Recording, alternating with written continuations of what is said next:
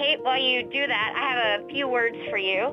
So today marks 4 years, 4 months, 3 weeks, and 5 days since one monumental jump of paradigm-shifting spaceflight science occurred when you, for the first time, sequenced DNA beyond the bounds of Earth.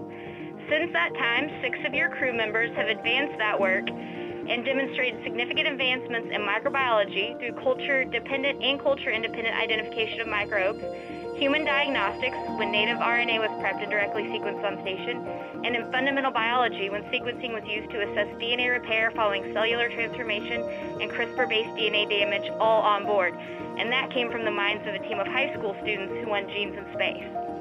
Your work revolutionized space science, and today marks another significant achievement with the collection, preparation, and sequencing of highly complex and multiplex samples.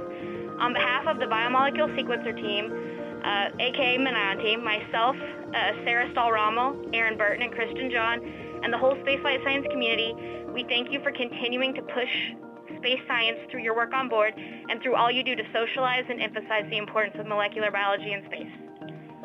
Thank you, Kate. Oh my gosh, you guys are going to make me cry. This is so cool. I'm just incredibly excited to see this, and I've been talking about multiplexing for years, so this is amazing that you guys have been able to do this, and it's really, really, really fun to be at the pointy end of this spear here and to get a chance to do the sequencing in space. So I'm very excited about this, and I can't wait until we're multiplexing 96 well plates and swabbing everything on the space station. That's where we're headed next.